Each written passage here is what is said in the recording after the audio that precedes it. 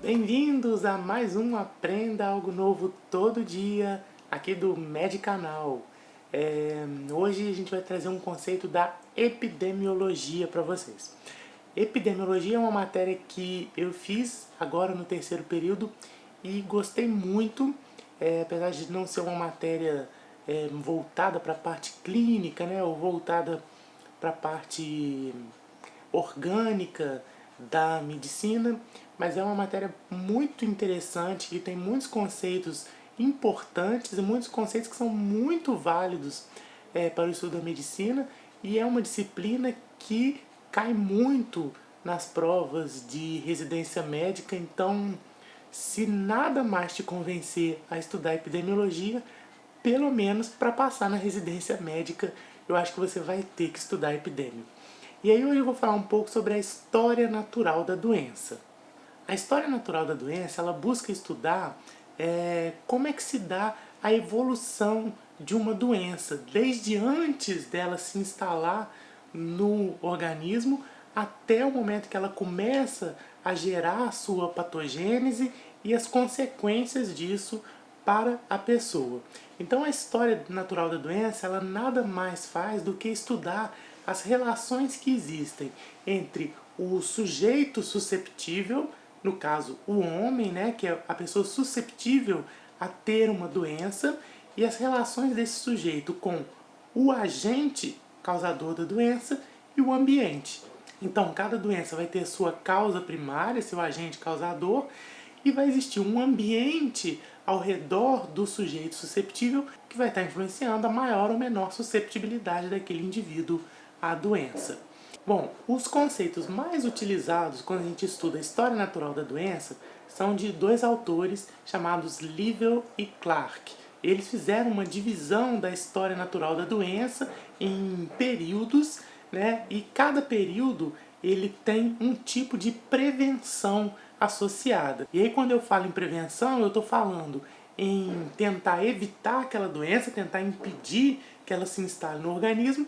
A gente nunca pode esquecer que tratar uma pessoa doente também é uma forma de prevenção. E se você pensar bem, isso faz sentido. Porque no caso de uma doença infecto-contagiosa, por exemplo, você tratar o doente é você evitar que ele transmita aquela doença a outras pessoas. E mesmo tratar um doente é evitar que esse doente tenha acometimentos mais severos decorrentes daquela doença. Então a gente vai ver que uma das formas de prevenção é o tratamento. E na história natural da doença, a gente pode dividir a história da doença num período pré-patogênico ou período epidemiológico e num período patogênico ou patológico. Bom, como o próprio nome já diz, o período pré-patogênico ou epidemiológico é um período em que a doença ainda não está instalada no organismo da pessoa. Pensando numa doença infecciosa, por exemplo, é quando aquele vírus, aquela bactéria não atingiu a pessoa ainda. E aí, nesse caso, a minha prevenção ela vai estar pautada em impedir ou dificultar que aquele agente susceptível seja exposto e seja contaminado, né, pela doença. Já no período patogênico ou patológico é quando o agente causador já está instalado. E eu estou falando um exemplo de uma doença infecto-contagiosa, mas doenças crônico-degenerativas também passam por essa história natural, né? Quando eu falo um agente causador, esse agente não é necessariamente um patógeno externo, como um vírus, uma bactéria. Pode ser, por exemplo, uma alimentação inadequada, que acabe levando a uma diabetes mellitus, por exemplo. Então vamos ver como que Livell e Clark dividiram a história natural da doença e como que se dá a prevenção em cada uma dessas etapas. Então aqui a gente tem uma representação da história natural da doença de forma esquemática, da maneira que Livell e Clark esquematizaram. Então aqui a gente tem, nesse primeiro quadro, aquilo que eu chamei de período pré-patogênico, que é um período, como eu disse, onde a gente não tem ainda o acometimento do indivíduo com a doença. Ele não tem a doença, e aí nesse momento a gente vai fazer uma medida que seria de prevenção primária, né? Que seria uma medida no sentido de tentar impedir que aquele agente susceptível, né, acabe adoecendo. E isso é feito de duas formas, nas medidas que a gente chama de promoção da saúde e nas medidas que a gente chama de proteção específica. Para você entender isso, você tem que ter em mente sempre o conceito de risco. Risco, né, que é o risco da pessoa adoecer. E quando a gente fala em promoção da saúde, a gente está querendo que aquela pessoa nem chegue a ser exposta ao risco. Então, são medidas mais gerais, medidas, por exemplo, de alimentação saudável, de prática de exercícios físicos. São medidas em que o agente susceptível ele está protegendo o seu organismo de ser exposto a um determinado risco. Então, por exemplo, uma pessoa que não consome açúcares em excesso, dificilmente ela vai correr o risco de desenvolver o diabetes. Já as medidas que a gente chama de proteção específica são medidas que não visam impedir o risco àquela doença. Nesse caso, a gente tem um risco existente, já existe o risco, porém eu quero proteger o agente susceptível de ser exposto àquele risco. Um exemplo muito claro é a vacinação, né? Onde você tem um risco já existente, ou seja, você tem um patógeno que existe ali naquele ambiente, e aí você vai vacinar a pessoa, porque se ela for exposta àquele risco, ela não vai desenvolver a doença, porque você teve uma medida, né, que impediu que aquele risco se transformasse em uma doença. Um outro exemplo, uma quimioprofilaxia, ou seja, uma pessoa imunodeprimida que vai tomar um antibiótico não para tratar uma doença, mas para evitar que uma bactéria se instale no corpo daquela pessoa. Esse é um exemplo de proteção específica. Ambos, promoção da saúde e proteção específica, são medidas de prevenção primária, tá? Então a prevenção primária é aquela onde não existe ainda a doença instalada e eu quero impedir que essa doença se instale.